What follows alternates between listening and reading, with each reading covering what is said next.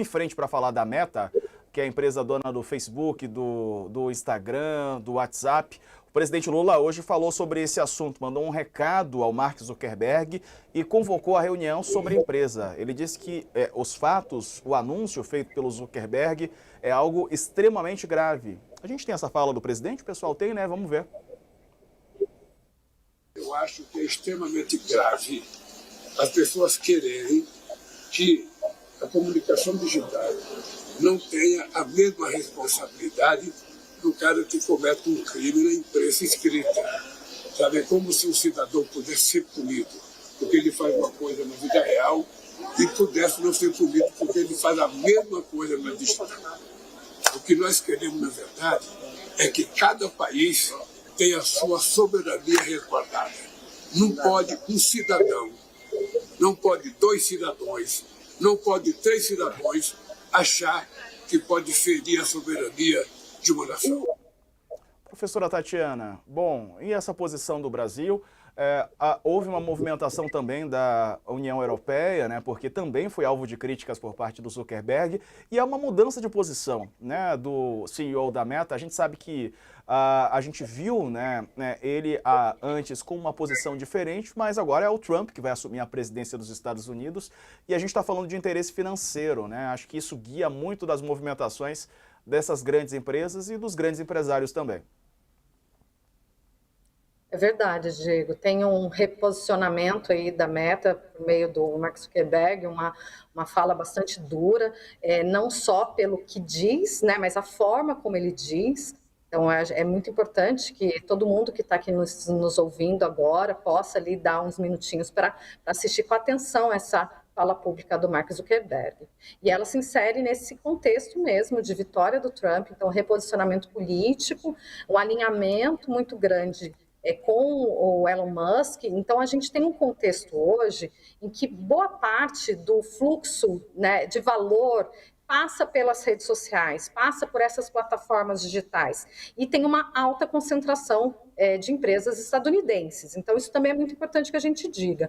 Tem, obviamente, objetivos ou finalidades econômicas, então é dinheiro, né? Sempre é o dinheiro, mas isso impacta realmente outros países, porque, afinal de contas, a gente está em redes sociais sem pagar, então nós entramos nessas redes e as redes da Meta sem, né, que a gente tenha, ou na maior parte das vezes, um dispêndio financeiro, e nós pagamos o quê? Com os nossos dados, porque a gente nessas redes sociais, a gente está lá curtindo coisas, comentando, deixando os nossos interesses, gostos e por aí vai. E a partir desses dados, há um tipo de monetização, que é uma monetização a partir de publicidade para mercado, para empresas, mas também publicidade política, como a gente viu no escândalo da Cambridge Analytica, que foi o que deu ali, né, no contexto da primeira vitória do Trump nos Estados Unidos, né, como presidente dos Estados Unidos.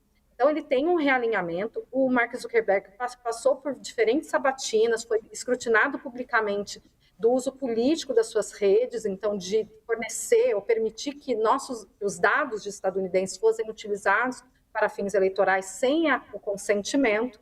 Então tem esse contexto importante que a gente diga. E é realmente algo bastante grave, porque a gente vem observando um posicionamento da União Europeia e do Brasil. O Brasil também, uma outra questão que eu gostaria de ressaltar, tem um histórico muito interessante, muito relevante, relacionado à internet. Nós temos o Marco Civil da Internet, que completou 10 anos o ano passado, e o que a gente chama da Constituição da Internet no Brasil, que foi vista por outros países, modelo para outros países. Então, nós temos uma discussão sobre direitos individuais, direitos coletivos e internet muito avançado no Brasil. Nós temos isso sedimentado nessa nossa trajetória. E o Brasil vem se posicionando através de diferentes poderes, especialmente o judiciário, porque o legislativo não vem tocando muito nessa discussão, mas então muito mais relacionado ao judiciário por diferentes motivos, e muitos deles são relacionados a infrações à democracia, né? Nós vimos a invasão depredação, né, em Brasília, também resultado disso, de toda essa conversação desinformativa, de discurso de ódio nas redes sociais. Então, por diferentes motivos, mas muito relacionado à democracia, nós temos tido esse enfrentamento. E o Mark Zuckerberg, embora não diga expressamente sobre o Brasil, está diretamente falando sobre o Brasil, quando diz sobre tribunais secretos. Então, é algo que a gente tem que realmente ficar muito de olho, porque nós não sabemos o funcionamento dos algoritmos nessas redes sociais. Então, como é que é a moderação, como não é a moderação. Então, ele usa um discurso de censura de uma forma extremamente equivocada, para não dizer, né, desinformativa, eu estou usando palavras não tão enfáticas, mas beira mentira, né, de dizer que é censura, e moderação de conteúdo não é censura. Né? A gente pode ter uma moderação de conteúdo que é transparente, que é pública, e também, aí voltando na questão financeira, a União Europeia tem também avançado nessa legislação de direitos digitais, de direitos sobre serviços digitais, e toda essa legislação faz com que o custo dessas redes sociais para as empresas, então, portanto, para a Meta, aumente, porque precisa de uma moderação. Porque senão a gente é tomado por discursos extremistas, discursos de eliminação do outro, do diferente, discursos, portanto, de extrema-direita. É o que a gente vê quando não há regulação, e é preciso ter regulação. Essas plataformas falaram durante muito tempo de que apenas são espaços de compartilhamento de conteúdos, e não são empresas de comunicação. Então, precisam passar por regulação, assim como qualquer empresa de comunicação passa por regulação, tem que ser responsabilizada, tem que ter escrutínio público, tem que ter transparência, e é isso exatamente o que tanto Elon Musk quanto Mark Zuckerberg querem evitar, e fazendo um discurso muito alinhado à America First, né, os Estados Unidos em primeiro lugar, ao dizer, eles estão contra as empresas americanas ou as empresas estadunidenses. E não é disso que se trata, da gente ter um ambiente digital que seja minimamente saudável. A gente sabe dos impactos muito negativos em diferentes âmbitos. Estou falando aqui mais do âmbito da política, mas quando a gente olha para questões relacionadas à pedofilia, à exploração sexual, enfim, um número imenso de crimes que são cometidos nessas plataformas, por meio desse compartilhamento desses conteúdos, e também do sistema de recomendação. Então, nós temos muitas pesquisas científicas, pesquisas acadêmicas robustas e bastante metodologias bastante sofisticadas que apontam isso, que nós temos sistemas de recomendação que vão levando as pessoas a se tornarem mais extremistas. Portanto, a gente tem que ficar de olho nisso. Então, recomendo muito um livro que se chama A Máquina do Caos, que detalha bastante esse sistema de recomendação que eu estou falando, que é bem pouco transparente ou bastante opaco. Livro Máquina do Caos, autora Sylvia Day. Isso, professora? Ou eu vi Máquina errado? do Caos. Máquina do Caos. Então, vi o livro errado aqui. Bom que a Muito senhora bom. fala. Eu já vou aqui anotar, porque esse aqui eu não li. Máquina do Caos. Deixa eu abrir aqui. Máquina do Caos. Achei. Agora achei aqui. Como as redes sociais reprogramaram nossa mente. É isso, né, professora? Fala um pouco sobre as redes sociais. Exatamente. Boa. E ele é um jornalista que vai tem um trabalho investigativo, de jornalismo investigativo, sobre o Brasil, inclusive. Então, algo muito importante que a gente identifique, que as coisas que aparecem na nossa timeline, na nossa linha do tempo, elas não são necessariamente a partir do que nós gostamos, do que nós curtimos.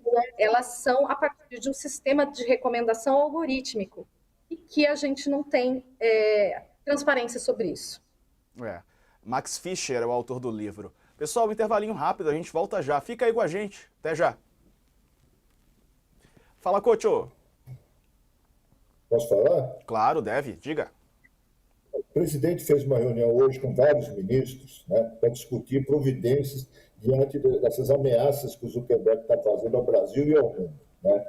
Eu gostaria de saber da professora Tatiana, na prática, concretamente, o que o governo brasileiro pode fazer para enfrentar essa invasão de fake news que vem aí, que está sendo anunciada já pelo Zuckerberg.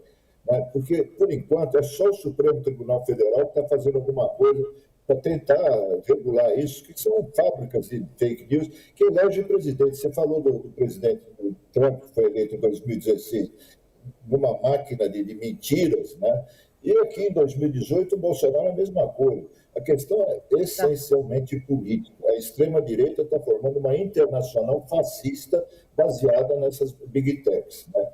Agora, contra isso, a Europa está se movimentando, vários países da Europa. O que o Brasil pode realmente fazer? Porque o Congresso não vai fazer nada, que é dominado pelos bolsonaros, né? O Supremo está tentando fazer alguma coisa. O que o governo federal pode fazer? Bom, o governo federal ele pode tentar fazer, né, tomar medidas e de fazer essa articulação com o legislativo para que o que a gente chamou de PL das fake news, mas na verdade é uma lei sobre transparência na internet, ela pudesse avançar. Isso parece estar bem distante, ou pelo menos estava, não sei agora a partir desse reposicionamento do Mark Zuckerberg. Então tem que ter um papel, nós precisamos pressionar o legislativo para que trate desses assuntos. Por quê? Porque muitos dos deputados, o Coach tem razão, ganham com isso, eles ganham com essa falta de regulação. Rapidamente só para pegar aqui a volta para a nossa audiência, o Coach fez uma pergunta aqui quando a gente estava no YouTube, né, Coach? Perguntando sobre como o governo brasileiro pode agir. E a professora estava explicando para a gente, quero aproveitar para o público total, quem está acompanhando a gente pela TV, também ouvir sua resposta, professora. Bom, estava dizendo que o papel do legislativo ele é fundamental.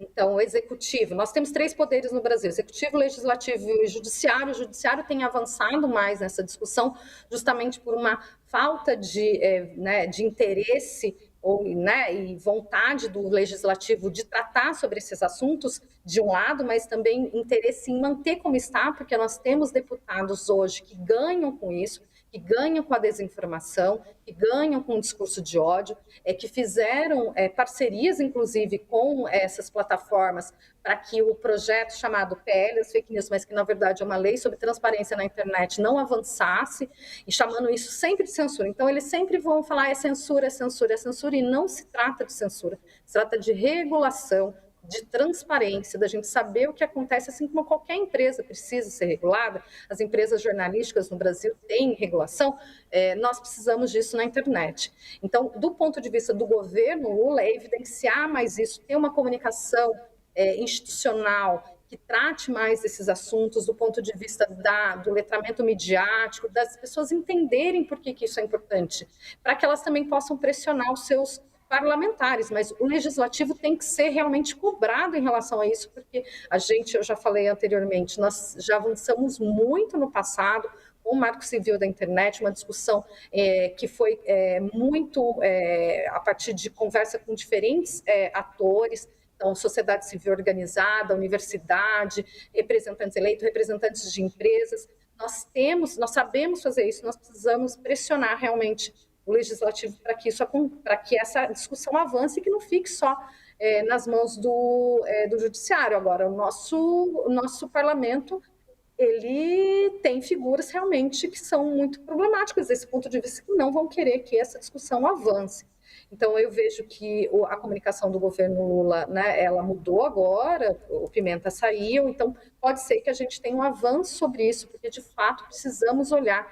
Não podemos cair nessa conversa de que é só saber mexer em rede social, é só saber olhar. Não, se a gente não tem um ambiente minimamente regulado, a gente não vai avançar do ponto de vista democrático, e a gente vê como que como o Cocho falou, vem sendo dominado pela extrema-direita, pelo fascismo, de uma forma assim absurda.